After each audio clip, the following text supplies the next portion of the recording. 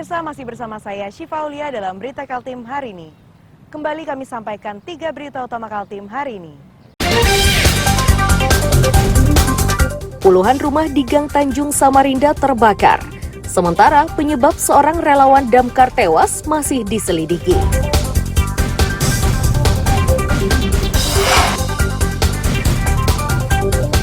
Seorang penjual kentang goreng di Samarinda menjadi korban penipuan hingga puluhan juta rupiah.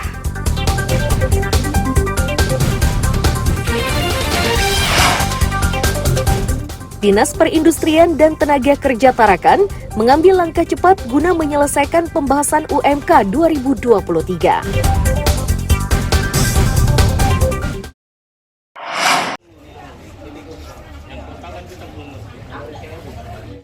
Buruh dari beberapa serikat pekerja mengawal rapat pembahasan upah minimum kota 2024. Rapat yang digelar di kantor Dinas Perindustrian dan Tenaga Kerja itu mendapat perhatian serius pekerja karena belum didapat kata sepakat antara pekerja dan pengusaha.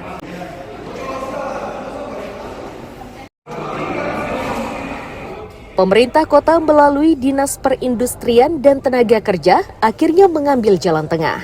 Dasar pertimbangannya adalah tingkat pengangguran dan kontribusi tenaga kerja terhadap perekonomian. Dari aspek itulah, maka UMK Tarakan ditetapkan sebesar Rp4.088.174 dari sebelumnya sebesar Rp4.055.356. Takutkan nanti teman-teman sudah kemarin kan sudah baru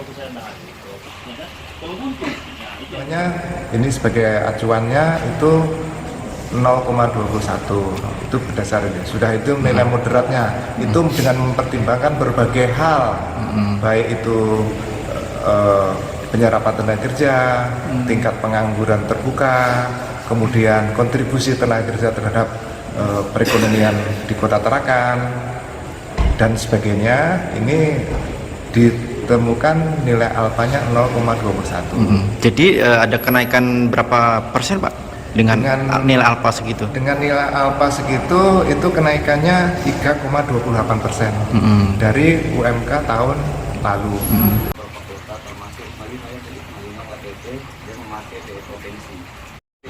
Meski sudah ada nilainya, besaran UMK ini belum final. Sebab keputusan akhir akan ditetapkan oleh Gubernur Kalimantan Utara guna ditetapkan menjadi peraturan daerah. Mustafa melaporkan dari Tarakan, Kalimantan Utara.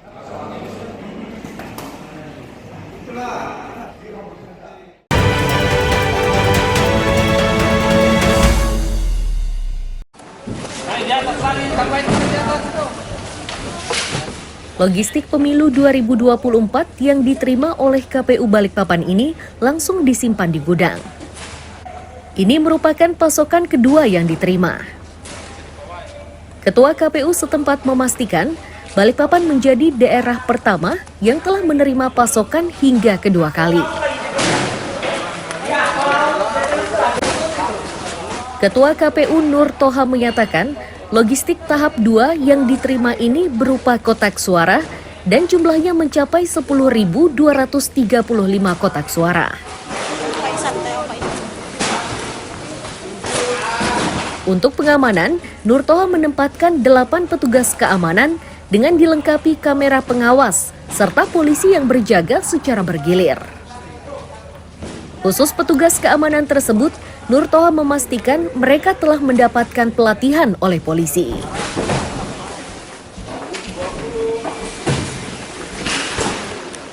Untuk yang pertama kali yang di Kaltim, ya, Balikpapan ini, kita kotak suara kita bongkar pada hari ini. Belum 100% ya, jadi jumlahnya itu 10.235. Insya Allah sisanya besok. Itu dalam berapa kontainer itu, Pak? Kalau ini kan 2 kontainer, besok itu pakai truk aja karena tidak banyak sisanya. Oh, oke, pakai truk aja. Nah, untuk keamanan sendiri dari logistik pemilu ini seperti apa nih, Pak? Nah, keamanan kita di backup oleh kepolisian. Jadi kita sendiri itu sudah rekrut sekarang itu 6 ditambah 2 aja ada 8 tenaga pengamanan kita. Yang nanti insya Allah minggu depan kita lakukan pelatihan oleh Polres bagaimana SOP-nya mengamankan logistik itu. Nah, kemudian dari Polres juga ada 2 shift secara bergantian setiap hari. Oke. Untuk gedung sendiri dilengkapi dengan CCTV kan? Ya, gedung itu lengkap CCTV.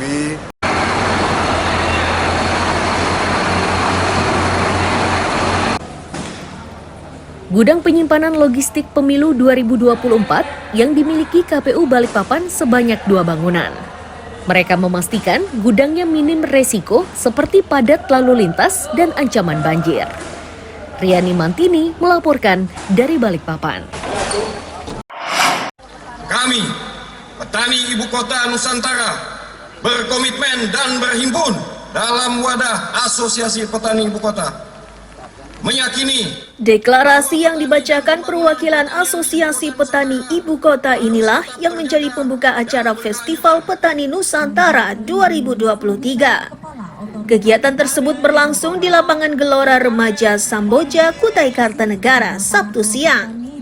Di festival tersebut dipamerkan sejumlah produk UMKM lokal hingga sayur mayur.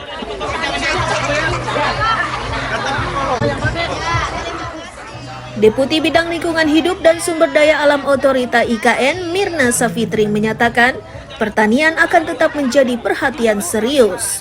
Akan tetapi metodenya berbeda, yakni pertanian yang ramah lingkungan. Agar program ini dipahami, maka Otorita IKN akan memberikan pengetahuan tersebut kepada para petani.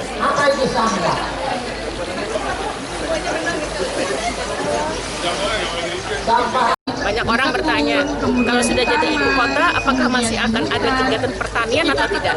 Jawabannya ya, tetapi pertaniannya berbeda dari pertanian yang biasa, pertanian yang konvensional. Berbedanya apa?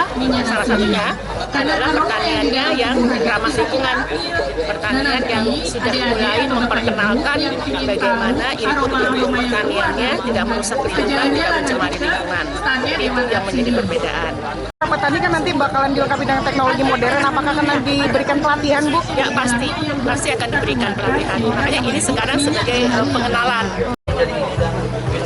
Kita itu ada pendampingan sampai ada tulisan halal food. Rencana penerapan pertanian ramah lingkungan di wilayah IKN mendapat respon positif dari Asosiasi Petani Ibu Kota Negara. Mereka menilai metode tersebut akan menjadikan cara bertani mereka lebih modern.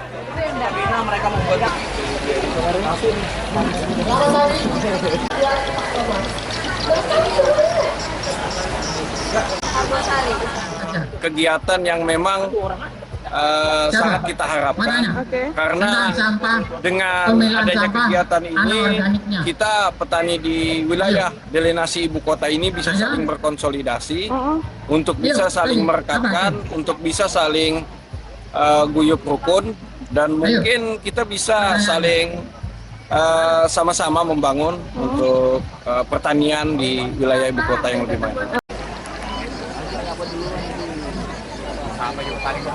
Petani Ibu Kota. Festival Petani Nusantara 2023 ini berlangsung 2 hari, mulai 25 November hingga 26 November 2023. Amir Hamzah dan Riani melaporkan dari Kutai Kartanegara. Assalamualaikum warahmatullahi wabarakatuh, Bapak-bapak Ibu sekalian, dan yang kami banggakan.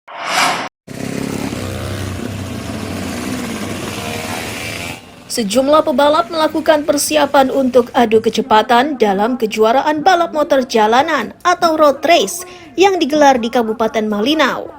80 pebalap yang terdaftar berasal dari Nunukan, Bulungan, Tarakan, Berau, Balikpapan, Samarinda, Palu, dan Makassar, serta pebalap tuan rumah.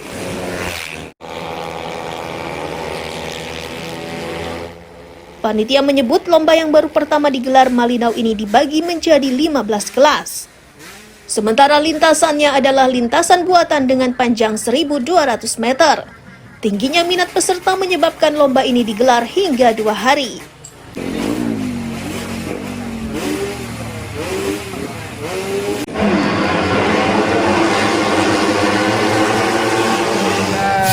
Melaksanakan kejuaraan Kejorprov seri ketiga Bupati Malinau Cup dan diikuti 80 peserta pembalap, diikuti beberapa daerah termasuk dari Makassar, Kaltim, Samarinda, Balikpapan, Berau, Bulungan, Tarakan, dan juga Nunukan. Pesertanya 80 orang dan ada beberapa kelas yang dipertandingkan, ada 15 kelas termasuk DP dan juga Matic.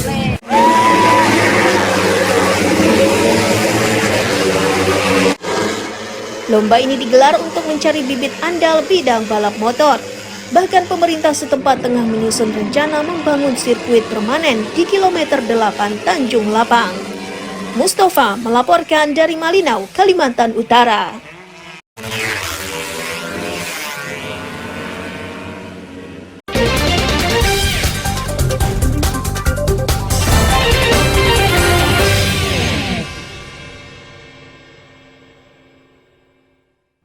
Pemirsa, berita tadi menjadi akhir perjumpaan kita hari ini. Saya Syifa Aulia, pamit undur diri. Selamat pagi dan sampai jumpa.